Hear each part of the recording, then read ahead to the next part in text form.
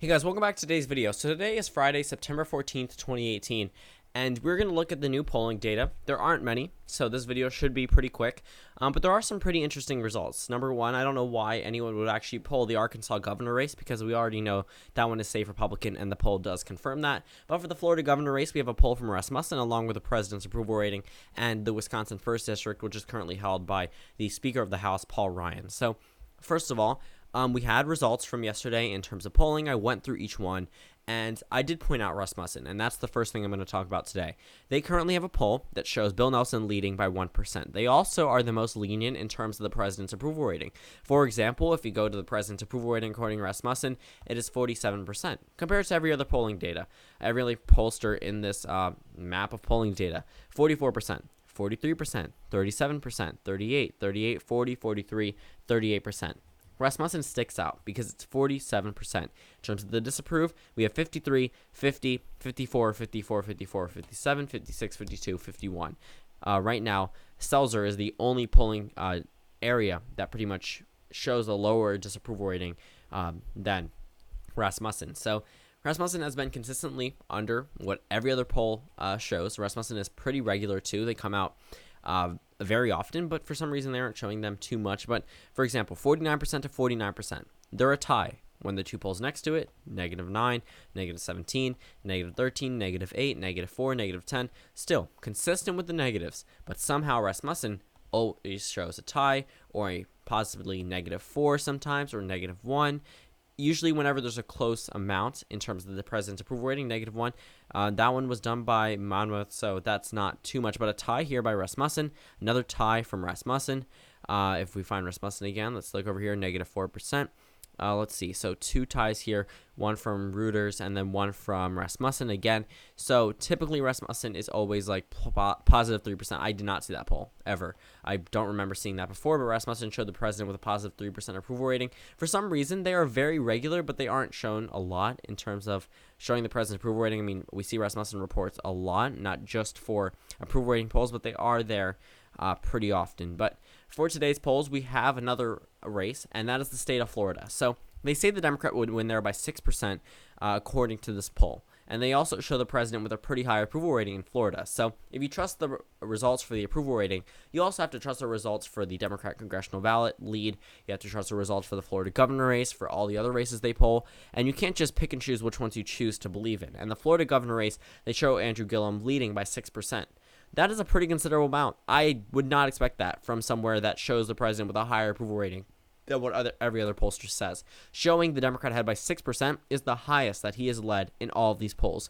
+2, +3, +4, and now +6. So either the lead is expanding or this was an outlier. And I'm not going to say it's an outlier because it has been consistent in terms of the trend. Ron DeSantis, who just resigned his House Representative seat because, again, running for the governor's race, shows that doesn't really show anything much, but also he is going into this race the same way as Andrew Gillum would. Two candidates who aren't holding current office at this point in time.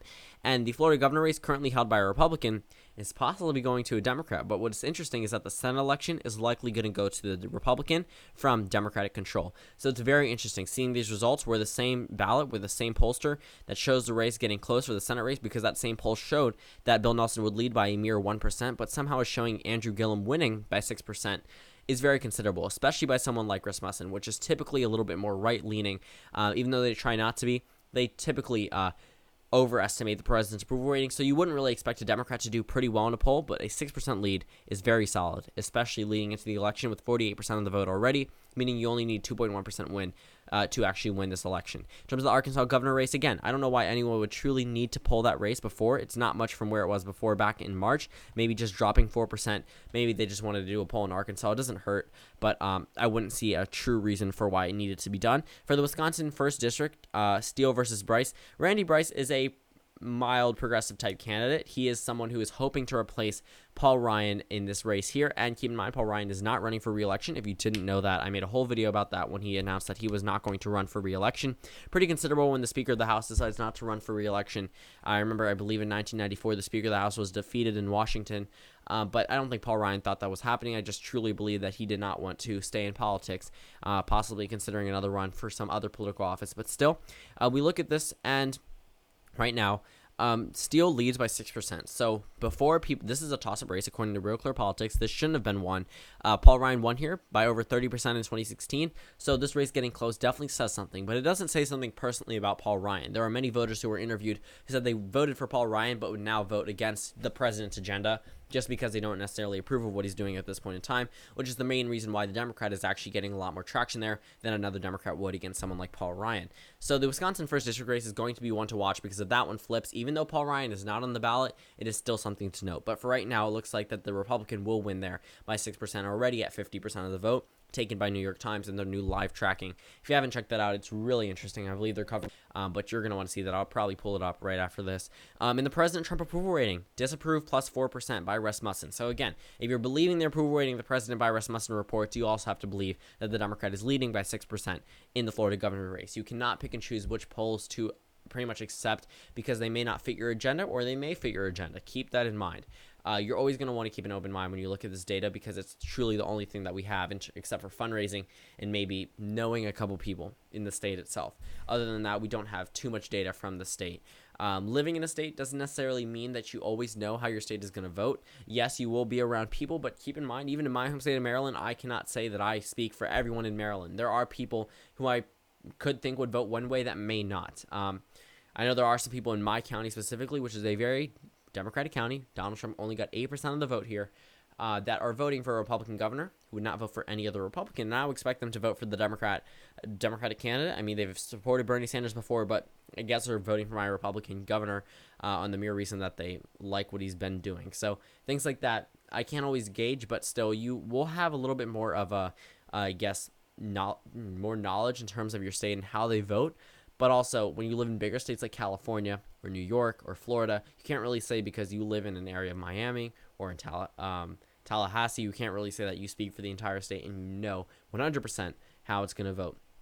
All in all, there weren't many polls today. I hope they don't change like they did before.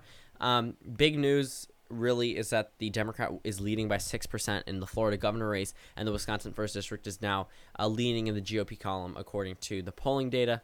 But again, pretty slow day in terms of polling, but don't expect much tomorrow or Sunday, but they usually start back up Monday through Friday again, and then we're going to start going through. I believe tomorrow, actually, tomorrow I will be doing an updated 2018 Senate and governor prediction, so stay tuned for that tomorrow. So thank you guys for watching this video. Comment down suggestions below, and I'll see you all tomorrow.